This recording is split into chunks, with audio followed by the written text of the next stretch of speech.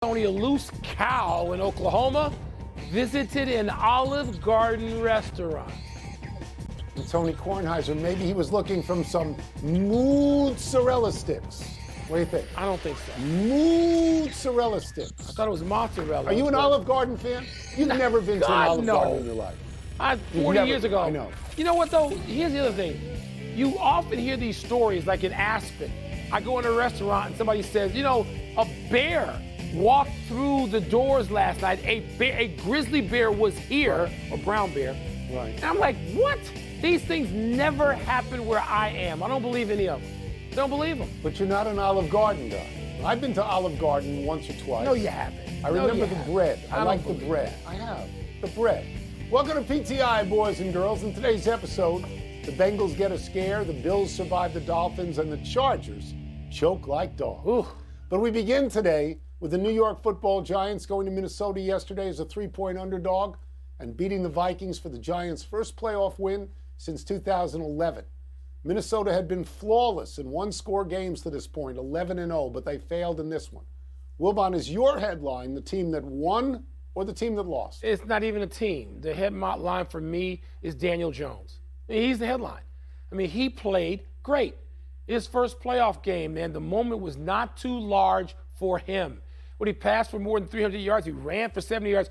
And Tony, there was a great stat in that game. There's so many worthless stats. 90% of stats given in these games are complete worthless garbage.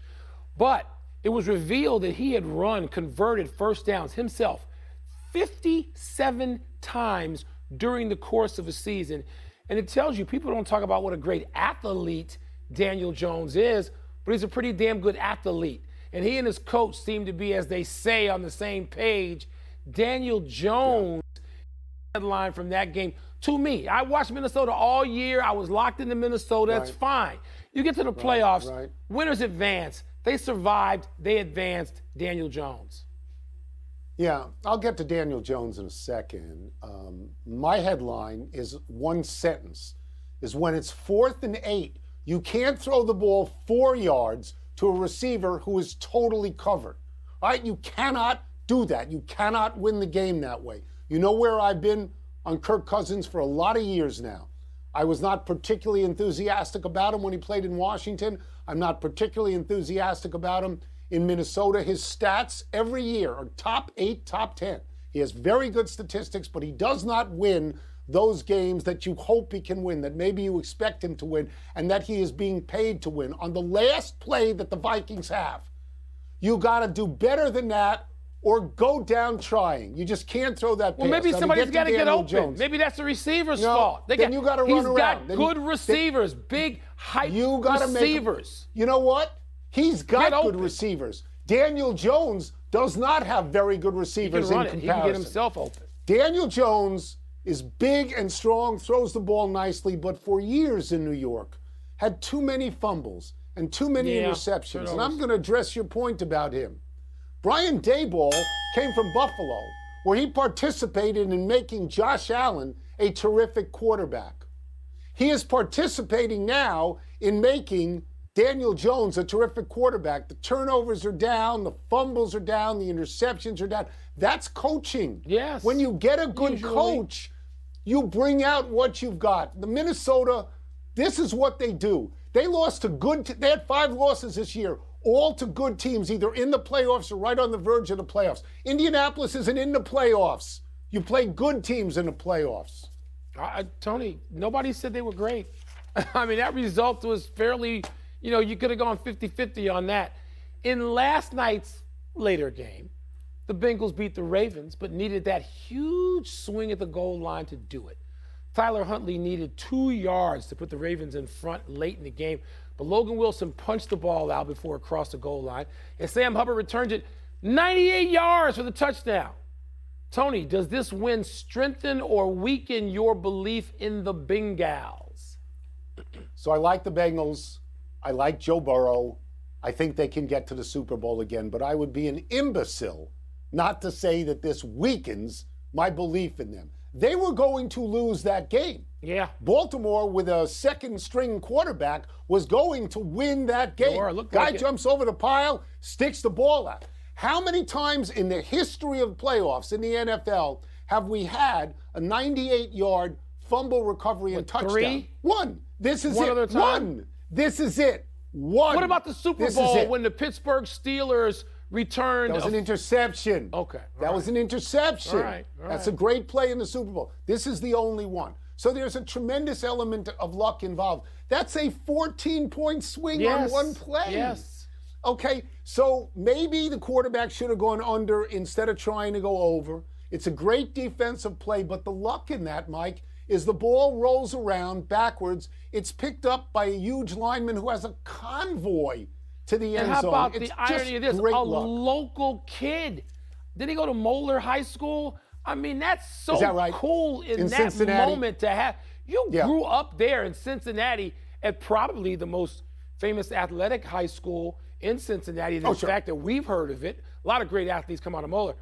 And to return that in front of your family and friends in your hometown, how cool is that? Tony, yeah, I'm like you.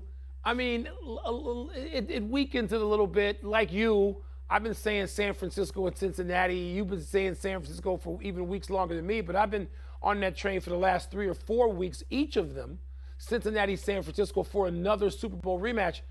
And but Tony, I will say this, and here's what maybe we ought to back off a little bit. Division games, they're hard to win. And this is where the Eagles is going to work against the Eagles to some degree, playing the Giants for the 3rd straight time. I mean, the Bengals and Ravens know how to play each other. Miami and Buffalo, even though Miami, is down to their 19th string quarterback. They're not afraid. They know you. They're not afraid. Know this very familiar opponent, so I don't want to get too carried away with weakening. I just want to make one small point. What? That there's a larger issue looming coming out of that game. Lamar Jackson. Most people believe, I'm one of them, that if Lamar Jackson had played in that game, Baltimore would have won. Now it appears that ship has sailed. Now it appears there's bad blood. Lamar Jackson, it appears, is never going to play again. Not with them. Not with them. You're going off that Baltimore. Instagram post. You know what, Tony? Trying to interpret people's Instagram posts and Twitter, you're killing yourself. Don't waste your time. By the way, this is the NFL, not the NBA. He can't just force his way out or say, I'm leaving. They can franchise him. They can keep him. Okay, this is the NFL. Well, they can, and have somebody very unhappy. Okay. You trade somebody like that to see what you can get, because at the end of the franchise tag, he leaves and you get nothing. I don't want to give That's up how it Justin works. Fields. I don't want to give him up. We now move to the Buffalo Bills going out to a 17-0 lead against Miami. Yeah. This one looked like a win over the Dolphins. That they won narrowly. Don't get carried away. Again, division opponent. These games are going to be a lot closer than people expect just looking at the matchups on paper going in, division opponent. But Tony, I said yesterday, maybe I said this to you during the game, people kept saying, oh, Miami's really hanging in there. Buffalo let them hang in there. I mean, Buffalo made a lot of mistakes. You did say that. Not just Josh Allen, but also the receivers. Look, they're coming off one of the more emotional weeks a team could have. A franchise, a team, a city. I'm not going to be critical of Buffalo in any major way, but I just thought Buffalo didn't play all that well. Maybe now that Buffalo is sort of free of this week, they see Damar Hamlin being able to watch and celebrate his own team and communicate with him. Maybe all of that lifts now as they move out of a division opponent situation and they play like we've been expecting them much of the season, and they play like they have much of the season. So I'm not going to go crazy, Tone, but I thought Buffalo kept Miami in that game. So I'm gonna agree with you wholeheartedly on 2 points, particularly the division situation. You're never scared of a team that you play twice a year. You know who they are, even if they beat you. You know who they are. And by the way, of the 5 games that we saw this weekend, 4 underdogs covered, particularly the teams with second and third string quarterbacks going out there. And I'm also inclined to think about Damar Hamlin and the pressure that put on, self-imposed pressure, that put on the Buffalo Bills. Maybe they tried so hard to win it for him that they didn't give their best effort, because Josh Allen, in 6 previous playoff games, Mike, had a total of 2 turnovers. And he had 3 turnovers in this game 1 minute into the second half. So he played poorly. What stood out to me, though, and this probably is the opposite of your point that Buffalo let Miami in. It is indefensible. How many times repeatedly in the fourth quarter, there must have been 10 times, they couldn't get to the snap clock. They either had to take a timeout, they either had to take a timeout or they just had a penalty. And I will say is this. Is that the quarterback maybe that's situation? what happens. I mean, maybe that's what happens when you have your backup. Maybe third string quarterback. Yeah. Okay, but maybe your coaches aren't getting the plays in quick enough for your third string quarterback. Bad, whatever it because was. They had a chance. And they cost themselves their own chance by not getting the ball out. Let's take a break. Coming up, should we blame, Wilbon's going to love this. Yeah. Brandon Staley, his favorite punching bag. Yeah. Or credit Doug Peterson for the Jaguars' comeback over the Chargers. And what's the word to describe the way the Niners beat the Seahawks? Predictable. See, I don't feel badly for the Jacksonville Jaguars demonstrated some heart. They had some cojones. They played really well, really tough, really smart. After Trevor, I mean, he was dreadful in the first half. That's true, too. But Brandon Staley, man, I mean, what are they doing? They didn't manage the clock well at all. You can start anticipating some of that in the second quarter. They didn't anticipate it in the second quarter or the third quarter. And by then, the other team gets on a roll. Both things can be and are true about that game. Would you fire Brandon Staley? I think so.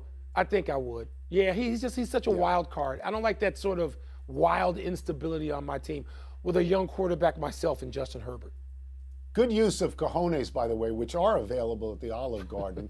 Yes, both things are true. Doug Peterson had a calming influence on Trevor Lawrence, who had thrown 4 picks in the first half and ended up with 4 touchdown passes and what looks like the making of a quarterback kind of game. And if you want to blame someone on the Chargers for, by the way, doing what they do all the time, it's in their DNA to get in a position like this, and you would say take a nap, and others would just say gag like dogs, then you can blame Brandon Staley. If I'm Brandon Staley, this is my question. Does Sean Payton want to coach this team? Okay? Yeah. Because if Sean Payton wants to coach that team, and if the owners want to spend big money, which they don't usually do, him. That's not which their they MO. don't, Right. but you're going to have to pay Sean Payton, right? It's as simple as that. You have to pay him. Next letter. I mean, that would change you from maybe. But because you can't be up 27-0 and then 5-0 in turnovers. They go and to lose. sleep, Tony. You can't. Historically, that's what that franchise does. They go to sleep. The Niners' win over the Seahawks was blank. Predictable. And I know you were all the Northeast Regional, one of those things you have taken hundreds of times in your life on the way back from New York, and knows that this is not that. The 49ers were always going to win that game, and the only thing more predictable about that was that the weather was overrated. Oh, it's going to storm. There's a 100% chance of rain. And I think our network even had a weather person at the game, and none of it was true. The damn sun came out. Shut up with the weather reports. They're like you and your boy Jim Cantori. Shut up about the weather. You are branching out into crazy anger at the weather now, which is really makes me so happy to see that you're just totally insane at the moment. What was the question? The question is, what is the word? Let me just say, I'm opposed to the conflating of games on this show. If you want me to have a word, I'm supposed to have my doctor's suit on, but my word would be convincing. It was that too. Let me say that all 5 games were great, and this was as great as any of them. All 5 games were great. This game all wasn't 5 great. games were close. It's a blowout. All 5 games were high scoring. You got TV in your house? All of them. 17, Did you take a 16 nap at the half. at like 8 o'clock and you missed the rest of it? Seattle up at the half. And let me get to this one point. We talk about second and third string quarterbacks doing very well in Miami and in Baltimore in the last couple of days. Yeah. This guy, Brock Purdy, is a third string quarterback. He looks good. And he's now 6-0. Yeah. And if you want to give credit to Doug Peterson, as you should, and if you want to give credit to Brian Daboll, as you should, Shanahan. They're working with first teamers. Shanahan. This guy's working with a third teamer, Kyle Shanahan. Give him a little bit. And stop being so angry. Enough email. Let's take one last break. Still to come is Ohio State quarterback C.J. Stroud making the right decision by going to the NFL. You just roll over for the NFL. You're not discerning. Just let them scratch your Games were belly. great. You'll celebrate anything. Ja All Morant has a games were moment, great. baby. Ja Morant has a moment. And halftime. Happy time, people. Happy 43rd birthday, Albert Pujols. Talk about going out with a bang. Yeah. Pujols' return to St. Louis sent him out in glory, becoming the National League Comeback Player of the Year. Pujols hit 24 home runs, most of them in the last 2 months of the season. Pujols passed by Alex Rodriguez at 696 and kept going until 703, making him only the 4th player ever to reach 700, behind Babe Ruth, Hank Aaron, and Barry Bonds.